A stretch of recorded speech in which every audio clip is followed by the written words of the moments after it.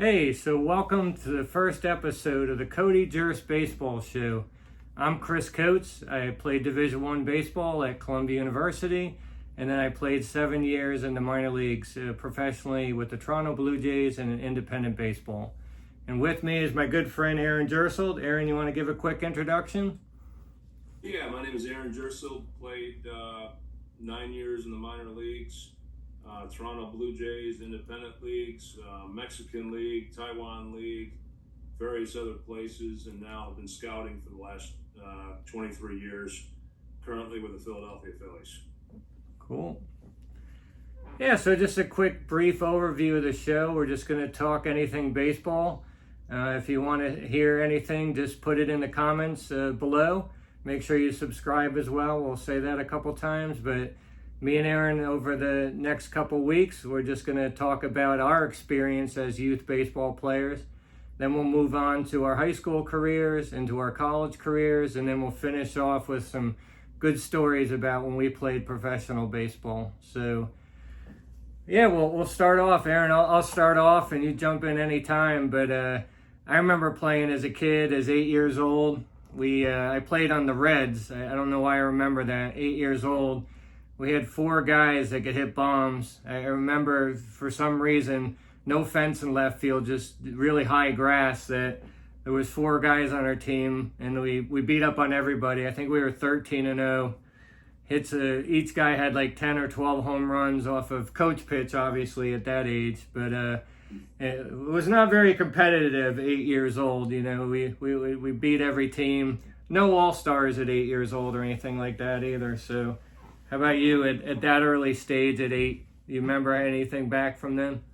Yeah, really, I've got some very specific memories. And my friend Chris Hogan, he was my neighbor right across the street. He was actually 2 years older than me, but they recruited me. His father was coaching the team, and they recruited me to play at Ridge Beverly Little League in the south side of Chicago. And I went out there. My brother was one of the best players in his league. He's 7 years older, and so naturally I wanted to kind of follow in his footsteps.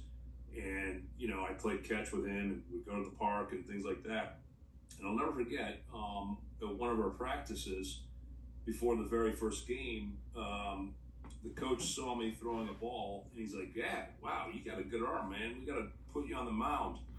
And I was I was afraid of hitting a hitter, and B, I couldn't cut it loose because I was afraid, you know, I couldn't throw strikes, and I had to let up to throw strikes. And so they're like, "Yeah, you're gonna pitch our first game." So I went out there, and it was a disaster. We lost 13-0, and I remember this very specifically. And it was one of those that it was raining, the rain the night before, and they threw down bases on the grass part of the field, and we didn't play. We didn't have an infield. It wasn't as organized. We didn't have turf fields like that. And I remember having to let up to get it over the plate, and then some kid would hit it, and I would walk people, but gradually with each game got a little bit better and better as I learned how to harness it and throw strikes. So I have great memories. Ridge Beverly Little League in the south side of Chicago is well organized. I think it is to this day. But really following my brother around and watching him play, and that's how I kind of learned the game. Yeah, it's crazy, right? So I'm trying to think back too, like how many games did I play back then, right? At 9, 10, 11, 12 years old, right? So you actually talked about a great thing, right? All the times when we failed, right? So here we are, 2 Division I college baseball pitchers, played professionally 7, 9 years, had a lot of success there as well, but had a lot of failures when we were younger, right? It wasn't always like, we didn't go 13-0 like my Reds team, right? You definitely lost a bunch of games when you were in Little League, right? We did. That first team, I remember it. It was the Cubs, and for some reason we had yellow uniforms, or we had just T-shirts that said Cubs, and they were yellow. But I think I still have a picture of it. But anyways, Yeah, we weren't very good that year. And fast forward to now, I'm 56 years old. I'm coaching my son's 10U team.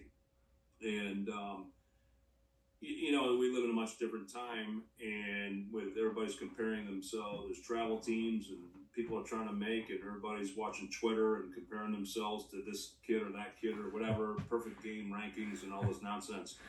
And my son kept asking me over the last couple of years why I wasn't coaching, and I'm like, well, I'm busy. I'm always I'm scouting. I'm seeing games in the spring, and I just don't have a lot of time. So finally a year ago in the fall, I made some time. I was like, okay, I'm going to be the assistant coach, and it's so much fun. And we had a great team. We won a lot of games, and kids got better. And I'm like, you know what? I saw a need, and I'm like, I'm going to make it happen this fall. I'm going to be the head coach.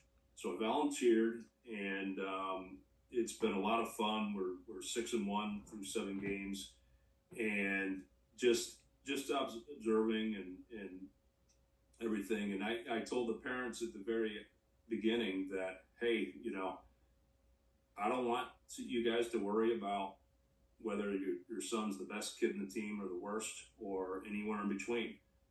None of it really matters right now. I mean, these kids haven't hit puberty yet, and everything's going to change a lot. Yeah. And all that matters is if they love the game, I'm going to get them better.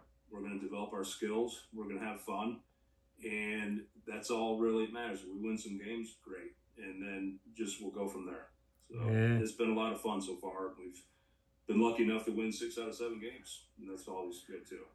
That's a great perspective coming from someone who's a scout as well, so. But, it's interesting you say your son's team's 6-1. And I was thinking about what I said before, and that I want to say that's all we played was 7 games or 8 games in Little League back then. And if you're if you're lucky enough to make the All-Star team, right, it's double elimination, right? You could be out in 2 games. Like there's always a powerhouse Little League in your area that was always going to the state championship or the regionals back then, with the Little League World Series. But, you might play, I'm probably exaggerating a little bit, right? We probably had 6 or 7 teams and played them each twice. So 12 or 14 games, but that's it, right? And then really? 9 to 12. Right, and that was it. And, up north, maybe it just goes from like June and July, maybe into August, and that's it. They didn't play fall. When I was growing up, we didn't have the opportunity to play in the fall or really the spring. You were playing other sports or it was too cold. Yeah. And if you wanted to play in the fall, you played pickup baseball somewhere with your buddies. But here, I'm living in Georgia, and Georgia's a great baseball state, and it's very well organized. But literally, if you wanted to, a kid could play almost year round because we have fall ball. The practices started in August, and it goes through the games go through the end of October, and then a couple months off. They start right away in like late January, early February, with practices for the spring season. And I think the first games will start at the end of February, early March. That goes into May, and then they can play. They have these summer stars or travel ball, things like through the summer. So, I love, it's all, but then these kids are getting a lot of lessons, private lessons, and specializing real early. And times have changed. In the past, you go play basketball, football, do other things. And now kids are specializing so early, and I think they're missing out. I was listening to a podcast with Greg Olson a week or so ago, and he's talking about the same point, and he lives in Charlotte now, and he's coaching his son's teams, and it's like some kids fall behind, and we're weeding out the late bloomers probably a little bit too early these days, I think. Yeah. It is crazy, like you said there, the amount of specialization, the amount of time players are playing one sport. There's obviously a lot of studies been doing on playing multiple sports. I also have a son that plays, and, we got into hockey, basketball, soccer, right? They say it develops other muscles, but, it also allows you not to get too uptight when you're not doing well. We both know that in baseball you're going to have some slumps, right? I mean, baseball's known for slumps, whether it's hitting or pitching, where things just aren't going quite your way. And so it's good to get away and do something else and try to have some success there, whether it's as a team or as an individual. And again, just develop those different muscles that you're going to use as you hit puberty and get bigger and really want to start to get serious later, which, we'll talk about in another episode when we start getting into high school and college talks. So. Yeah. I'll say one other. Oh, go ahead. I was going to just make the point. I'm a big believer in playing as many sports as you can, for as long as you can. And even as the time evolves, and maybe it's two sports you got. Maybe you're a basketball and baseball, whatever it is. Yeah. But those other sports teach you lessons. They like you said, you're developing different skills and muscle groups, but you need time off. Baseball is not a year-round sport. You need time off, mentally and physically. And you just, playing other sports, you learn lessons, and there's just different dynamics, and they all help you with other sports. They come back and help you in baseball. And I'm not sure, we have a bit of a problem these days with baseball, and probably kids are better earlier than they've ever been, but in the long run, I'm not sure if that's a good thing either. Yeah, it is crazy. Like I remember I was coaching as well. Like you said, I got into the coaching and you go out and you start playing in these tournaments and you play a really good team that whether you want to call it stacked or whatever, or they've had tryouts and for some reason that team gets a name and they're the best of the best. And they're going 35-3, and like you said, the abilities of those kids at such a young age to hit a baseball, which is one of the hardest things to do probably in life, especially as you get older and the velocities pick up and the breaking balls and the changeups and the splitters and whatever else comes in. But it was amazing. It wasn't fun to get beat by those teams 20-0, but it was amazing that they could actually coach them at that young age to be that good. So, yeah. And I'll add, as a scout, I'll take the late bloomer every day. I see it in high school kids, in the scouting industry. Oftentimes, we're chasing these kids that are seniors in high school, and yet there's some other kids that aren't quite ready physically. They haven't blossomed yet. They haven't developed themselves. And, every kid develops on their own time frame. Every kid's different. And oftentimes the kids that we're not looking at as high school seniors, they go to college, and 3 years later, we're trying to pay them $5 million, right? But nobody was paying attention to them as a high school senior. And they're late bloomers. And I even see it in professional baseball. Some kids, they weren't high draft picks as a junior, senior in college, and then yet 24, 25 years old, they're in the big leagues, and they developed a little bit later. And so everybody has their own clock, their own time frame. Yeah, that's an interesting point. It's what you were saying there about late bloomers, and I'm a statistical person, right? My degree's in statistics and analytics, right? I just to finish that conversation do you find like it was funny, I wanted to start a business a couple years ago and kind of track all players, right, on their velo, maybe some exit velocities and just some different metrics. And kind of, like you said, find the guy that's just kind of that steady riser versus the guy that peaks and just plateaus. But that guy who's a steady riser, he's just always working harder and harder and harder to catch up sometimes. I just wondered, do you guys look at when do you even start looking at data, right? You have all these 12-year-old kids and you go to these tournaments. I think half the parents think their kids going to the big leagues at 12, but... But you guys, when do you even start tracking and what kind of data do you guys have on that? Yeah, it's interesting, and it's evolving. It changes. It's much different now than it was just 5 years ago. Yeah. And 5 years from now, it'll probably be evolve some more. But they have all this data, and all these perfect game tournaments and things like that, batted ball and spin rates and velocities and whatever else you want to think about. And we're starting to gather that, at least it's available on these kids.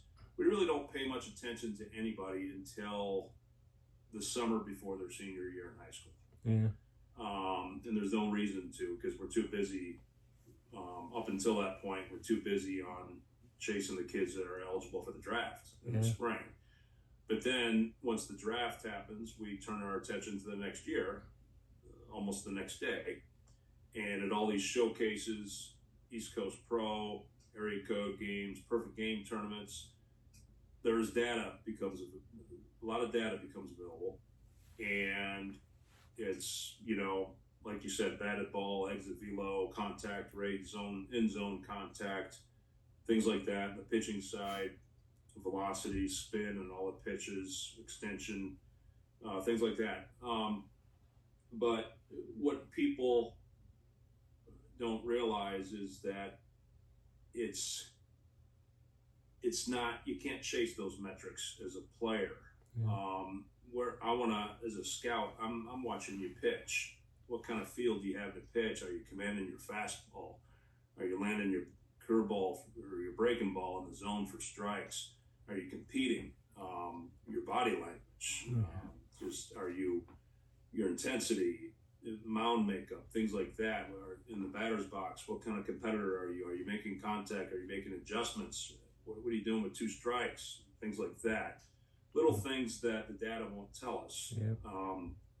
And that's what we're kind of looking for, instincts to play the game and all that. And the data is limited. And, for me, for a good scout, often 95% of the time, the data just confirms what I kind of already knew. It just confirms it. Okay, this guy's got a high spin fastball up in the zone, and they swing through it. Well, yeah, okay. I saw that. I told you. I could see that. The data backs it up. That's fine.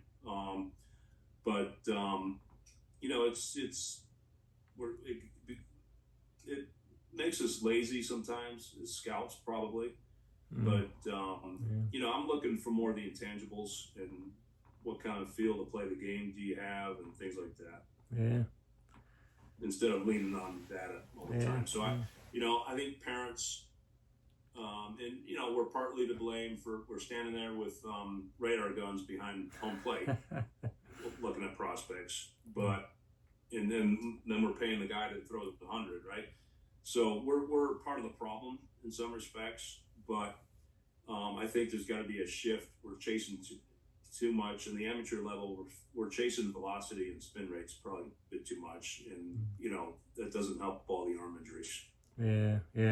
That's a conversation when maybe we get to the high school and college conversations. The amount, well, maybe not so much, maybe it is youth baseball, right, with the amount of Tommy John surgeries that are going on. So, but hey, jumping back to youth baseball just for a second, our youth baseball, right, not the today's, like I was blessed. I had a doctor, Dr. Frank Ward was my Little League coach for 4 years. So I actually made it as a 9-year-old and the 9 through 12-year-old, which I look back and I watch today's game and like, how did I as a 9-year-old play against 12-year-olds? And probably similar to your story back before, I probably didn't play very well. I think I struck out a lot.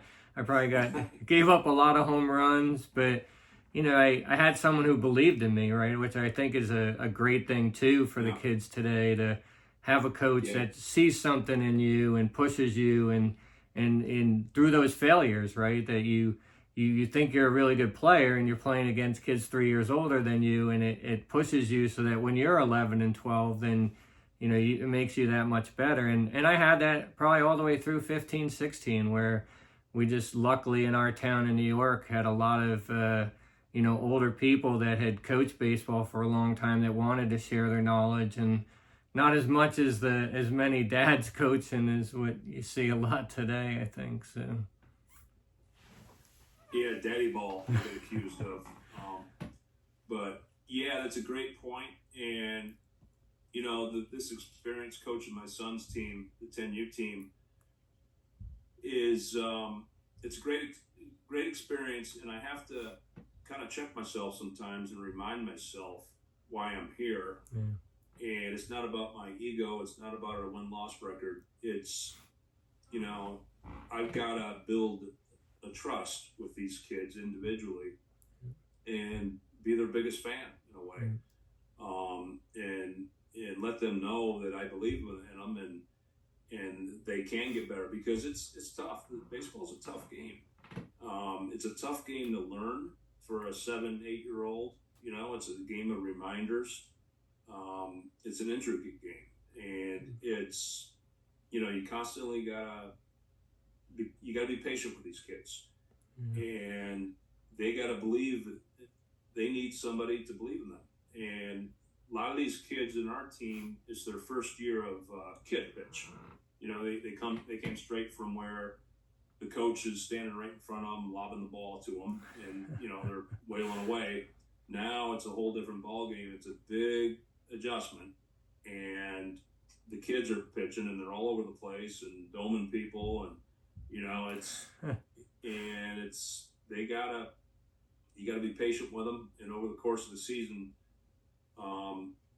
you hope that certain things resonate with them finally, and you try different verbiage and things like that, and the satisfying part is to see it see it happen right in front of your eyes. See these kids get better, start making more contact and making some adjustments with their swing or whatnot, and that's the rewarding part of it. Yeah, absolutely. I know when I coached, like, just giving more attention to the players that were kind of a little bit behind, right? That were still learning, and then I remember one kid in a game we were playing in the championship game, and he was facing one of the best pitchers in the Little League in the championship game. And he was probably a little bit late, but he hit a line drive over first for a double, and like that as a coach, here's a kid that struck out so many times, and here in the biggest game of the year, I guess, or if you want to call it that for Little League, right, hits a double against the best pitcher. And and that kid today, he still plays. He's on the school team now, versus what you said. Like, if you didn't give that kid attention and he continued to strike out because you didn't help him out a little bit, wants us to upgrade already. I guess we must have so many viewers already. They want us to upgrade our services or whatever. So, but that type of kid, right? He gets left behind and he doesn't play anymore, right? He goes on to another sport, or he doesn't play at all, so. Right. And the unfortunate thing is, I think some kids quit at a certain level. Some kids naturally don't like the game, and that's fine. Yeah. Some kids will love baseball and they want it 24 hours a day. Some are play and whatever. They're into it. Some are playing because their parents want them to. It's all there's lessons to be learned and lessons to be to teach these kids that this game will naturally teach us. And I didn't realize how many lessons this game could teach you until many years later. And that's kind of the most important thing. But I realize on my particular team, if we want to win the championship, really the best 4, 5, 6 kids, they are what they are. They're good players. Yeah, we can get them better. But if we win a championship, it'll be because we were able to get the bottom half of the rest of the kids better, progressively better, and start hitting the ball and fielding ground balls and using their feet, and shuffling and throwing the ball accurately to first base, things like that. Yeah, lots of reps. And that's right? kind of like that's my motivation and my goal, and I see some of it, and so for them to believe in themselves and see the light go on, and see their eyes light up, and it's not easy. It's not easy, but it's a lot of fun, and it's challenging. Yeah, absolutely. Patience, like you said, it takes a lot of patience. Yeah, so hey, great conversation for week 1 here. Hopefully you guys enjoyed that. If there's other things, like I said, we'll start getting into me and Aaron's high school career, a little bit into college, talk about their experience as a professional. But I wanted to end with one story each, so I'll start, just because I'm talking already, I guess. Just some experience. You shared one before of your brother and your friend. I had a friend also, I'll throw out a shout to Mike Dower. And, we talked a little bit before about, how many games we played, what other sports we played. Well, me and Mikey, as he was called, we were outside every day. I would say from 9 a.m. to 5 p.m., right? Maybe you see some of those TikToks about, hey, welcome back to the 80s when the street lights come on. And we would play wiffle ball, tennis ball, rubber ball with a wiffle ball bat or a bat, one-on-one. And we would chase each other around. There was only one defender, so you pitched, you got to go get the ball. You could drill the guy. But we literally would be out there 4 days a week, and it wasn't, 6 practices a week or, like you said, all these lessons.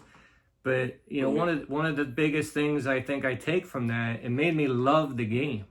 I didn't like getting drilled with the rubber ball sometimes. It didn't feel too good, but maybe it made you run a little faster. Maybe it improved our accuracy, right? We weren't doing specific drills, but it made me love the game, and we had fun doing it, and I know he played, in college as well, so just something there about you got to really love the game too, so. Right. We had in my house in Chicago, we had home plate right in front of the garage, and then first base was this little rock in my neighbor's front yard, and then you had turned, and second base was over across the street, and then there was another rock in the Patton's house, which were right across the street, and then you had to go across the street again for third base, right near a little small tree in our yard, and then come home, and then left field was kind of a porch in the neighbor's house, and we would hit a lot of home runs over there, and they'd have to pick up all the balls and throw them back. And then if the garage, if you got to the top of the garage, straightaway center, that was a home run. And there was an alley, and then another neighbor, they had a garage and a chain link fence, and that was the right field home run fence. And we'd play every day. Yeah. Every day they wouldn't have something else going on or a game. And when I didn't have anybody around, I would take a rubber ball or a tennis ball and throw it for hours against the garage door. Yeah. And I just remember these little brown little circles, dirt, with the rubber. It was a white garage door. My dad would make me clean it periodically, and then we had to repaint it. But I probably threw 1 million rubber balls against that garage door. Yeah. And just recreating games myself and things like that, and that's how the game grows, and you love the game, and quite honestly, that's how I got a strong arm, through throwing and throwing and throwing every single day, repetition. And I had a parent ask me the other day, well, hey, my son, he's throwing a lot of strikes. How do I increase his velocity? Should I get him on the weighted balls, or should I, do this, or lift him weights? He's like, no, throw every day. Go out there and throw, and do some long toss. Start lengthening it out, and that's how your arm gets stronger. Yeah. And kids 9 or 10 years old, don't do any weighted balls yet. You throw a football, that helps. Yeah. That's a good. That football is a weighted ball. Yeah. If you want to do that, but that helps with a lot of things with baseball. It helps you keep your tighter and shorter, but just repetition and throwing is how you get good at something, good at anything. Yeah. And that's kind of my story and how I spent hours out there throwing a ball against the garage door. Awesome. And had I not done that, we wouldn't be sitting here right now. No. So. Well, thanks for, like I said, sharing that. It was fun week one. Like we said at the beginning, if you want to subscribe, hit the subscribe button. But also put in the comments if you want to hear anything more from me and Aaron's background. Obviously, Aaron, current scout. Don't send him and say you want your kids scouted by the Phillies or anything like that. but we you never know though, right? That would be funny. Yeah, I get my leads from you get your leads from it. That's all right. Hey, but we'll be back for week 2, and we'll start to get into me and Aaron's high school career. We got some good stories from there, so I appreciate you joining today. So.